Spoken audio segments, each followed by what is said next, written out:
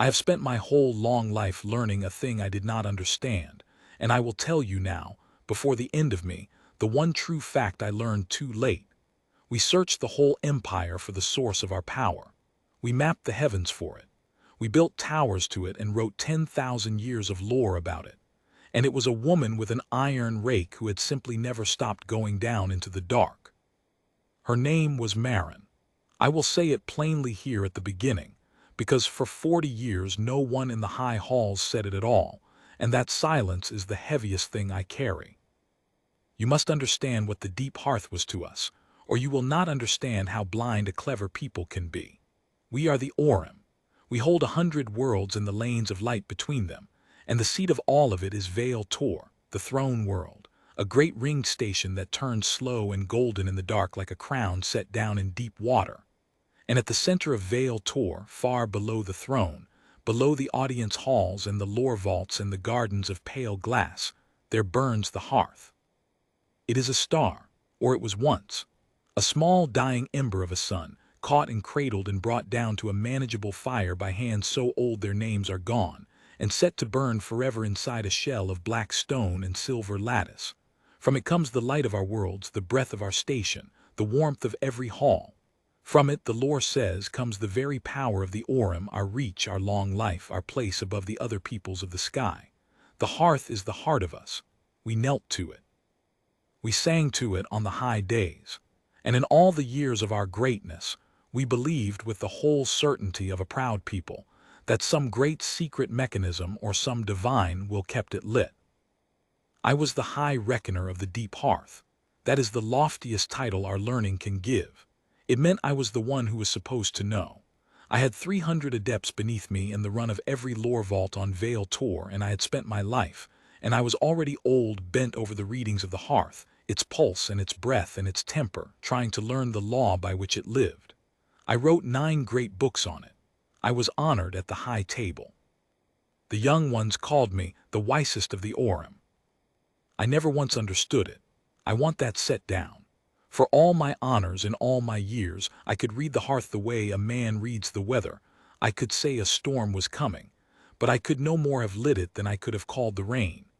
We had readings without number, and not one of us, not one, could have built the smallest part of what kept that fire alive. We told ourselves this was because the hearth was divine, and a divine thing is not meant to be wholly known. It is easier to call a thing sacred than to admit you do not understand it. I know that now. I did not know it then. There were the underhands, of course. There were always the underhands. They were humans. You will know the kind, the small, soft, short-lived people from the green worlds we took in the old wars, who spread through our empire as the lowest of all our labor. They cleaned our halls and turned our soil and carried our loads, and when a thing was too dirty or too dull or too dangerous for an Aurim hand, an underhand was sent.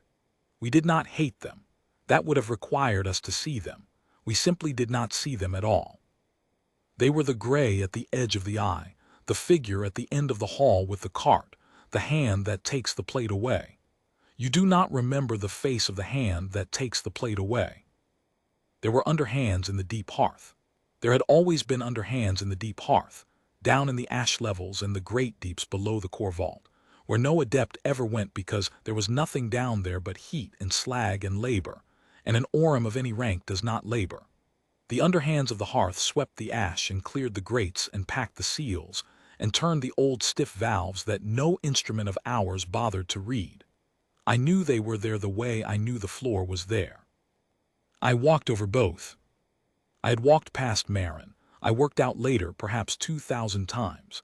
She would have been the small bent figure in the gray coverall at the mouth of the downshaft, with the long iron rake across her shoulder and the brass turnkey on a cord at her hip and the rag forever in her back pocket, going down as we came up, stepping aside to let the adepts pass, her face lowered. I never looked at her face. In 2,000 passings, I never once looked at her face. She was an underhand at the mouth of the deep. I was the high reckoner. There was nothing in my long learning that told me the two things were connected. This is the shape of it then before I tell you what happened. A proud people, a sacred fire we did not understand, and below the fire in the dark we did not enter, the people we did not see. Hold those three things together. They are the whole of my story and the whole of my shame.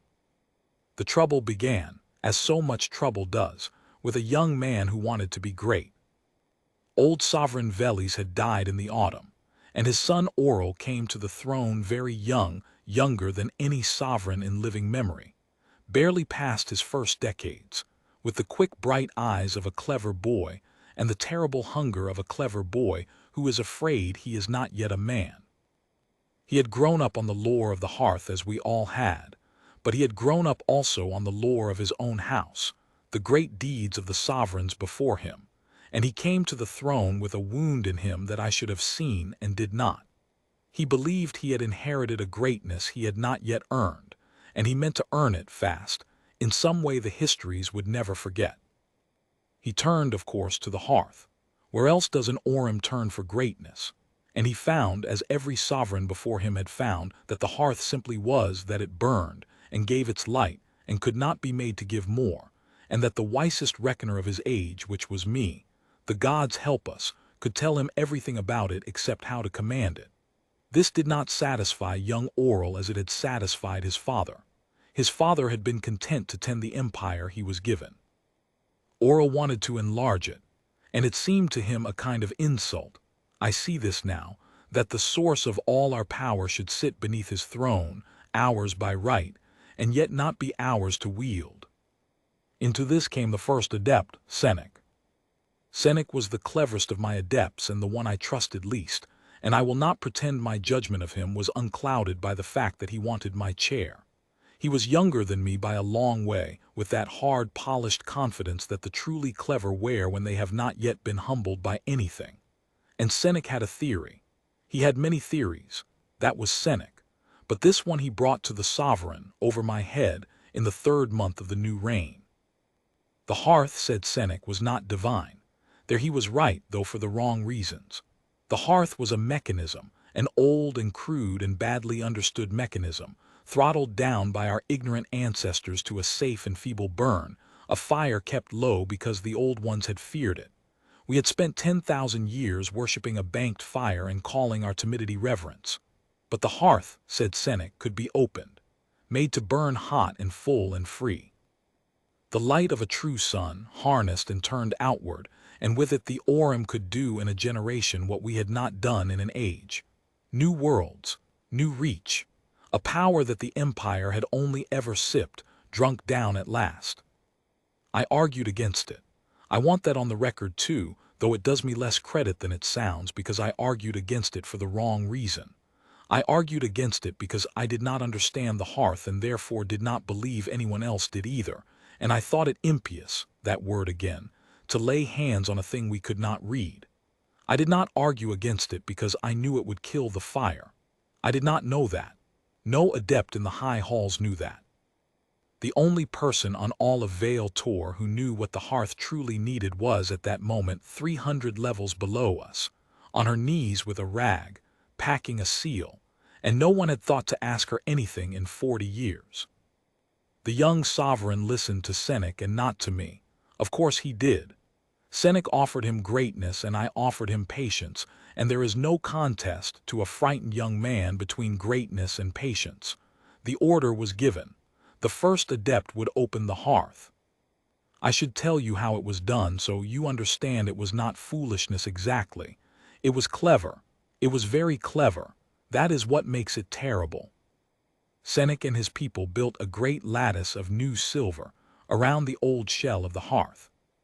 A cage of fine bright instruments meant to read and then to grip the fire and ease it open, throttle by throttle, past the low banked burn the old ones had set. They worked for half a year. They were careful by their lights.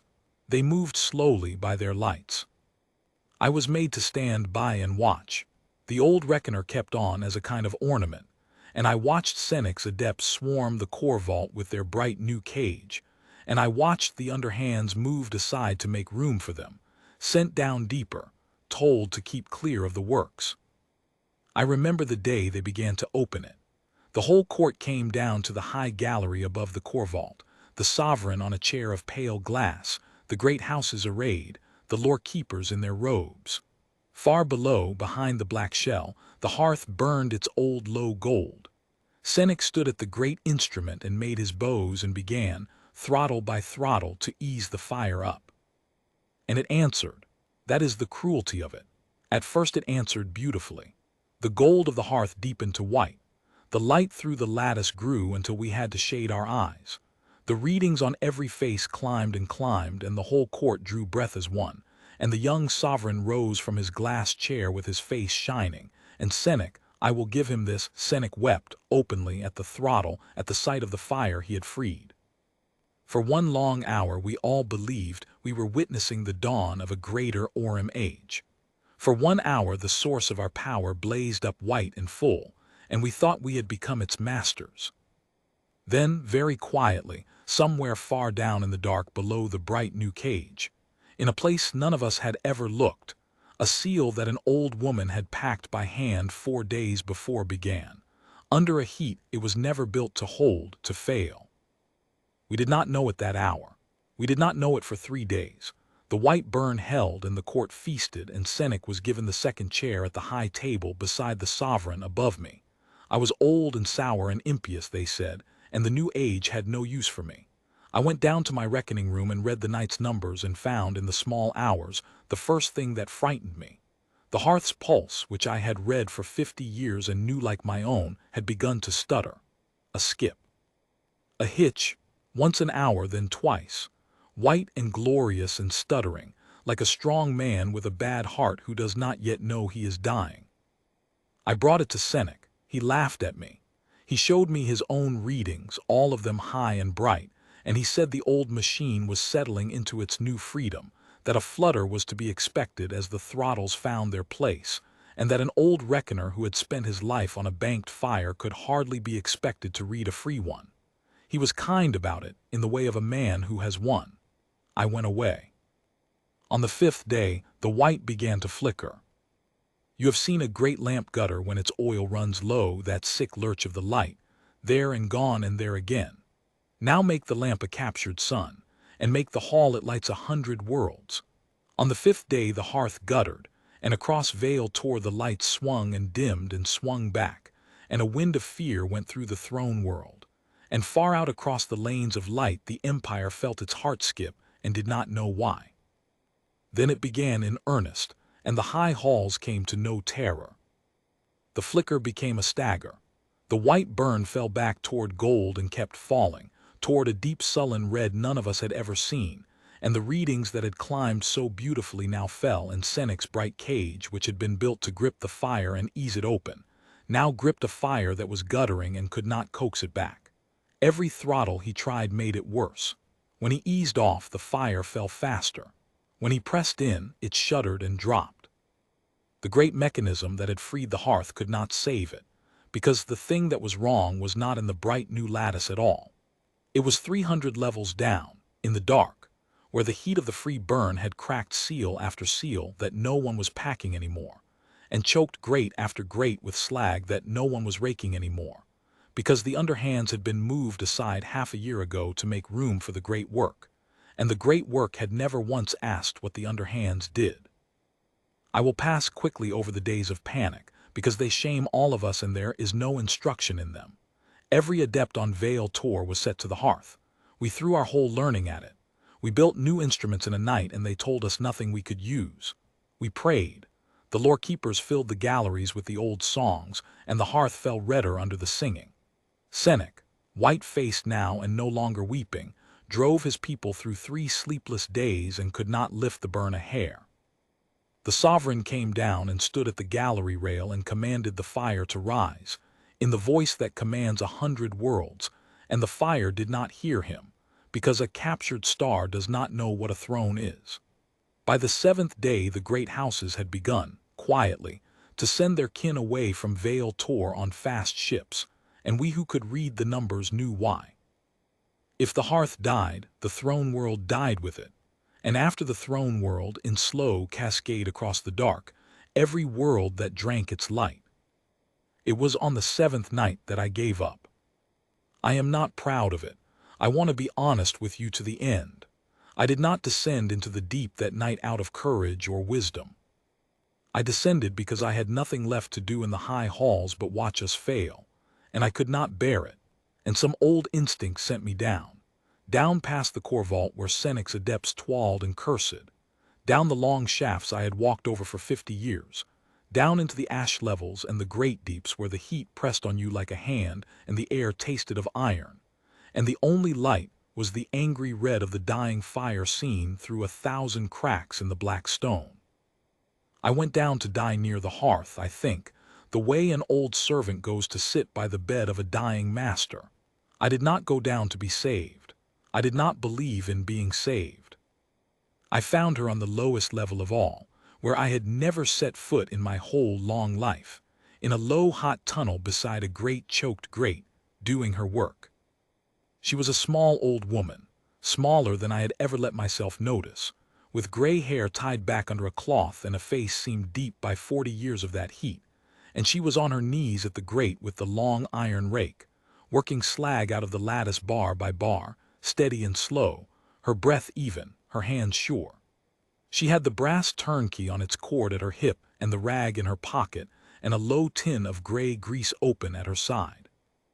The red light of the failing hearth came up through the grate and lit her from below, and she did not look up when I came stumbling into her tunnel, the high reckoner of the Aurim, gasping in the heat in my fine robes.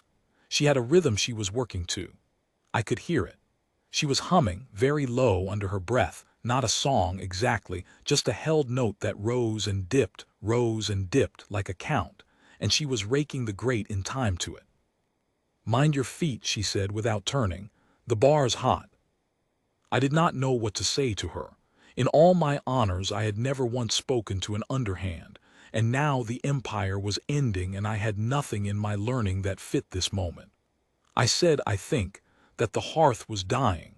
I said it the way you confess a death. "I know," she said. She did not stop raking. "It's been dying for 7 days. I've been pulling slag the whole time, but it chokes faster than one old woman can clear it, now they've got it burning so hot." She paused then and looked up at me at last, and her eyes in that red light were tired and clear and entirely unimpressed by my robes. "You'll be one of the high ones," she said. "Come to see it go." "I am the High Reckoner," I said.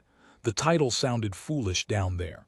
It was the first time it had ever sounded foolish to me. "Then you're the one who's supposed to know how it works," she said, and went back to her raking, and there was no cruelty in it at all, which made it worse. "Funny, you've never once been down here." I asked her, and I heard my own voice shaking. I asked her if she knew what was wrong. She told me. She told me plainly, in the flat, patient voice of a person who has known a thing for 40 years and never been asked. And as she spoke, I felt the whole tower of my learning come down quietly around me. And I was not even sorry, because what she said was so simple and so true that there was room in me only for shame and a strange, dawning relief. "The hearth," she said, "was not a thing you commanded. It was a thing you tended. It breathed, and its breath left ash, and the ash settled in the grates. And if the grates choked, the breath caught and the fire smothered itself. So you raked the grates, every day, by hand, because the heat ate any machine you put down here inside a season, and they'd stopped sending machines a long time ago when she was young after the third one melted. And the fire's heat worked the seals loose, the old soft metal seals down in the deep where the lattice met the stone, and a loose seal bled the burn sideways and made it stutter, so you packed the seals, by hand, with the gray grease and the wadding, feeling for the bleed with your fingers, because no instrument they ever built could find a weeping seal the way a wet thumb could. And the old valves stiffened in the heat and had to be turned, a quarter turn each in their order every morning to keep the under channels clear. There were 40 of them, and she knew the order and the feel of each one, which took more turn and which took less, the way you know the 40 steps of your own stair in the dark. "It's not hard," she said. "It's just every day. It's been every day for 40 years. My teacher did it 40 years before me and hers before that. We don't write it down. You learn it from the one before you with your hands down here until your hands know it." She looked at the choked grate and the red light fluttered, and for the first time something crossed her face that was not patience. "Then 1/2 a year ago they moved us off. Said the great work needed the room. Said keep clear of the core." So we kept clear, and the seals went and the grates choked, and there was just me sneaking down nights to pull what slag I could reach, and one old woman with a rake is not enough, not against a fire they've got burning 4 times too hot. She wiped her face with the rag. I told the foreman, he told the overseer, I don't know who he told. Nobody came. Nobody came. I have read those 2 words 10,000 times since in the dark, and they do not get lighter. I asked her, I begged her, I will not dress it up. The high reckoner of the Aurim knelt in the ash and begged an old human woman. I asked her if it could still be saved. She thought about it for a long moment. Her head tipped, listening to the stutter of the fire the way I might listen to a reading, except she was listening with her whole body and 50 years of nights. Maybe, she said, if your high ones up there will take their hands off it, tell them to ease it back to the old burn all the way back, no arguing low and gold like it's always been. The new burn's too hot to tend. Nobody could keep up with it, not 10 of me. Get it low. Then I clear this grate and the 3 below it, and I pack the deep seals and I turn the channels and we see. She picked up the rake again. But you tell them to take their hands off it. It doesn't want a master. It never did. It wants tending. That's the whole secret your 10,000 years missed, old man. It's not a god and it's not an engine. It's a fire. And a fire wants somebody to keep it. I went back up. I will not soon forget that climb. The old reckoner laboring up 300 levels with the dying red light behind him, and a thing to say that would unmake everything the high halls believed about themselves. I came up into the core vault filthy and shaking, in front of the whole court, the sovereign and Senec and all the great houses, and I told them. They did not believe me. Of course they did not. I would not have believed me. Senec laughed first, a thin, ugly laugh, the laugh of a man very near the edge, and asked the sovereign whether the empire was now to take its counsel from a charwoman in the cellar. The great houses murmured. It was beneath us. It could not be that simple. A captured star, the source of all Aurim power, the thing 10,000 years of our finest minds had failed to master, kept alive by an old human woman with a rake. The very idea was an insult to everything we were. I watched it land on their faces, that insult, and I understood for the first time the real reason we had never gone down into the dark. It was not that the labor was beneath us. It was that the answer was beneath us. We would rather have lost the hearth than learn that the hearth had been saved, all along, every day, by the people we refused to see. A proud man will let his house burn before he will admit the servant knew more than the master. It was the young sovereign who saved us. I did not expect it. I have thought about it often since, and I think it was this.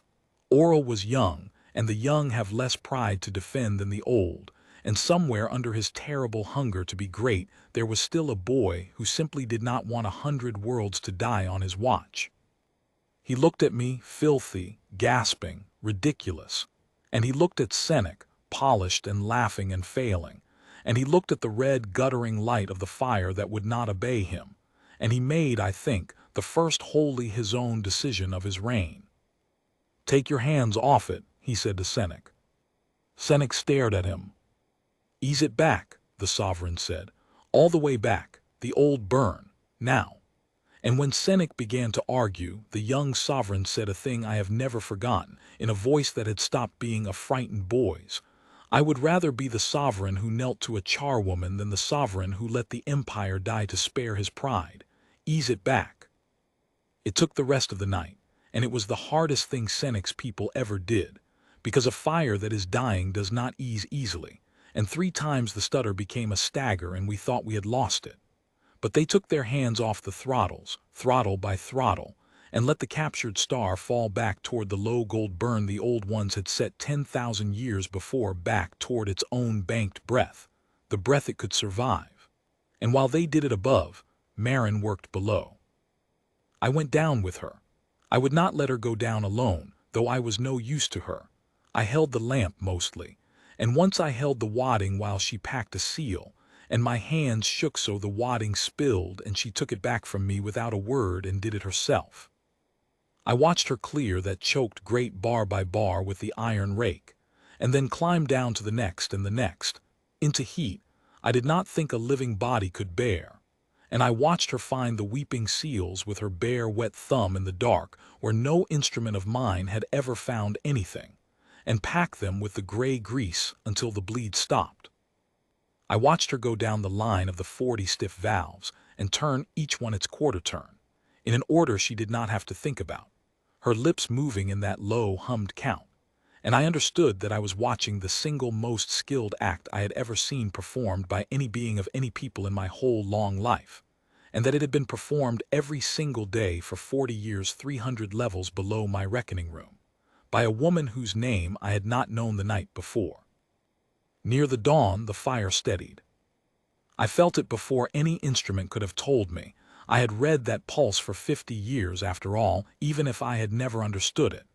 The stutter eased. The stagger smoothed.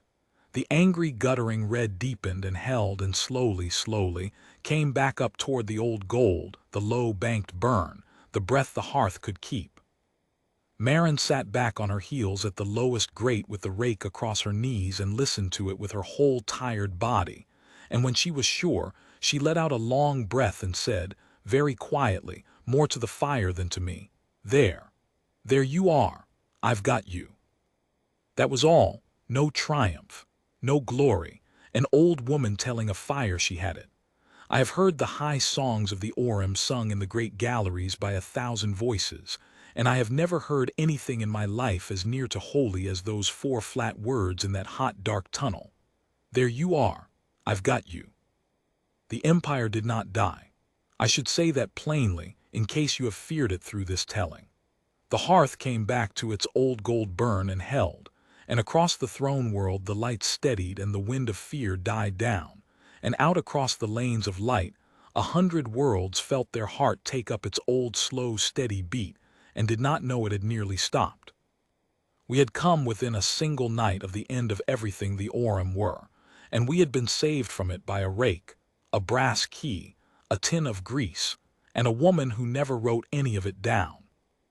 Now I must tell you the last part, which is the part I went into this telling to reach.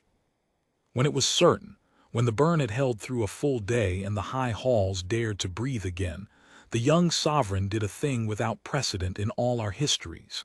He came down, not to the core vault, where a sovereign might be expected to inspect a great work, down, all the way down, 300 levels into the ash and the heat and the dark. In his own person, with no court and no songs, to the lowest grate deep where Marin sat resting against the black stone with her rake beside her. I went down with him because he asked me to, and because I would not have missed it for the last years of my life. He stood in front of her in that low, hot tunnel, the sovereign of 100 worlds, and she got to her feet the slow, careful way of an old body that has knelt too long, and she did not bow, because down there she did not know how, and he did not seem to want her to. For a moment neither of them spoke. Then the young sovereign asked her name. "Marin," she said. "Marin," he said, as if learning a word in a holy tongue, and I saw it cost him something to say it, and I saw that he meant for it too. Then he offered her the world. I do not exaggerate. He offered her everything an Aurim can offer, a seat among the great houses, a name in the high lore, wealth past the counting of it and rooms in the upper halls and a place at the high table for the rest of her days, and the freedom never to go down into the dark again as long as she lived. He offered to make her, an underhand, a human, the lowest of the low, a noble of the Aurim, to lift her out of the deep forever and set her in the light. It was the greatest reward our empire had ever offered any being, and he offered it to her on his honor, in the ash, with his own voice. She turned it down. She did it kindly, which somehow made it land the harder. She said she thanked him, and she could see he meant it well. But she was an old woman, she said, and her hands knew one thing in this world, and it was the only thing in this world her hands were for, and she would not know what to do with herself at a high table. She would only worry about the burn, every hour, all the way up there, with no rag in her pocket. "I'd rather be where I can hear it," she said simply. "I'd rather keep it. That's all I ever wanted to do, and I'm not done." But she would ask him for 2 things, she said, if he was offering. The first was small, and it undid me. There was a boy, she said, Pell, an underhand boy of 14 who'd been creeping down nights to help her pull slag through the bad week, the only one who'd come when nobody came, and who had the right kind of patience in him and the right kind of hands. She'd been teaching him, on the quiet, the way she'd been taught. She asked that the boy be allowed to learn it openly, that he be made her apprentice in name, so that when she was gone, and she would be gone, she said, sooner than later, that was the way of her short-lived people. There would be someone who knew the order of the 40 valves and the feel of a weeping seal, and the empire would not have to come within a night of the end again, because it had forgotten to teach the only thing that mattered to the only people who could learn it. The second thing was larger, and it changed us. And see us, she said. She said it without heat, looking the sovereign in the eye, an old woman in a gray coverall to the master of 100 worlds. That's the real one. You came within a night of the end because you couldn't see the people who were keeping you alive. There's underhands in every furnace and every kitchen and every field of this empire of yours, doing the everyday things that nobody up there thinks about until they stop. And you don't know our names, any of you, and you never did. I don't want a seat at your table. I want you to know we're at the bottom of it, holding it up. Know our names. That's the only reward I want. Know our names so the next time somebody asks the charwoman in the cellar before the whole thing burns. The young sovereign of the Aurim stood in the ash for a long time after she said that. Then he bowed to her. He, to her. I saw it with my own old eyes. The sovereign of 100 worlds bent his head to a human furnace keeper in the deep, and held it bent, and when he straightened his face had changed, and I knew the boy who had come to the throne afraid of not being great had just, at last, in the worst place in his empire, become a man who might be. He gave her both things. The boy Pell was made keeper apprentice that same day, openly, the first underhand in our history to hold a named office, and Marin taught him for the 4 years she had left, and Pell teaches another now, openly, in the light, in a craft that has a name at last and is no longer a secret kept by the unseen. And the larger thing he gave her too in the end, though it took longer, because an empire turned slow as a ringed throne world in deep water. The sovereign decreed a census of names, that every underhand of the Aurim, in every furnace and kitchen and field, be known and named and counted, not as labor but as the keepers of the empires every day. He had it set in the high lore, beside the deeds of the sovereigns, that the source of Aurim power was never the hearth alone, but the hands that kept it, and that a people who cannot see the lowest of those who hold them up do not deserve to be held up at all. It is read aloud now on the high days, after the old songs. I have heard 1,000 voices sing it. It is the only thing in all our lore I helped to write that I am not ashamed of, and I only helped to write it because an old woman taught me how, in the dark, with a rake. Marin died, as she said she would before the rest of us, 4 years on, an old woman who went down to the deep one morning and simply did not have another morning in her. Pell found her resting against the black stone by the lowest grate, the rake across her knees, the burn steady in gold above her, her face, I am told, for I was too old by then to make the climb, entirely at peace. She had not wanted a high table. She had wanted to be where she could hear it. She got her wish to the very end. I am the high reckoner of the deep hearth. I held the loftiest title our learning can give, and I wrote 9 great books on the source of our power, and every one of them was wrong, and I have lived long enough to be glad of it. We searched the whole empire for the source of our power. We mapped the heavens for it and built towers to it and sang to it for 10,000 years. And the real reason the fire never died, the real reason 100 worlds drew breath through all our proud blind age, was a small old human woman in a gray coverall who went down into the dark every single day, who turned the 40 valves in their order and packed the weeping seals with her thumb and raked the ash from the grates and hummed her low count to keep the rhythm of the burn, and who never once, in 40 years, stopped showing up. Her name was Marin, say it. We forgot to for far too long, and it very nearly cost us everything. I will not forget it again. There you are, old friend, I've got you.